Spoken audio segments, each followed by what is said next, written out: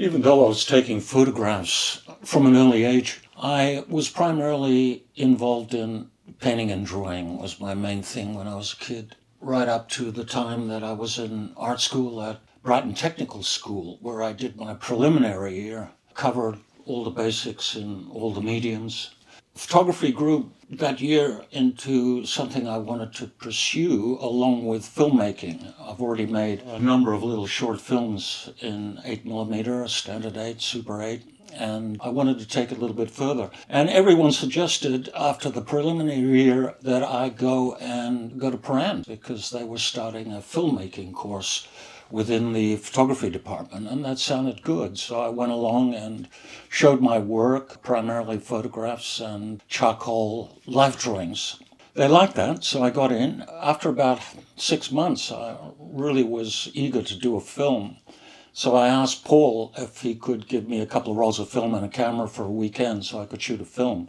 There were 2 Scene-Becks at the last room in the basement, and that was a kind of makeshift storage room as well as where people would edit.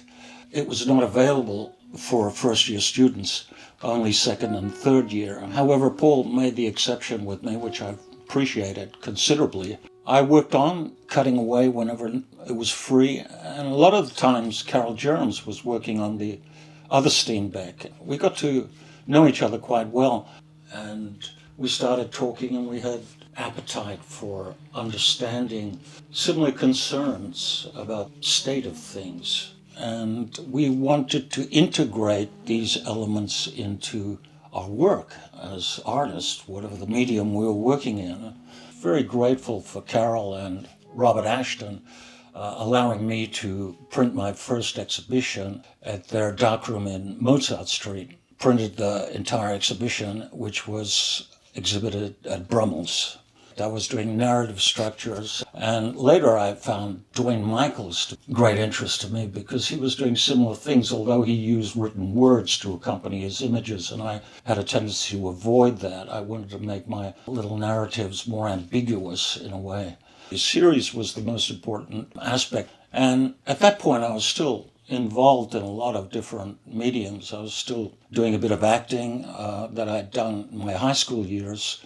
I did plays with the Victorian Drama League, which was a professional company who got paid, which was unusual. That was great training as well, and I felt it was a great training as far as editing. They both had elements of timing and pacing, and I think that was important to understand, and I found very helpful. Along with Paul Cox's comments, whenever he came into the editing room, he would look at my work and he would tell me to cut this, cut that, and he just kept going about cutting, and at first I was a little concerned because there wasn't going to be much left of the film. However, that ended up being a very important stage of understanding editing, and it was something that stayed with me till the present day. Later on, I was more interested in my own projects, my own ideas, and they started to take over, and after a year and a half, I pretty much had what I wanted from Prahran, and I thought that was enough.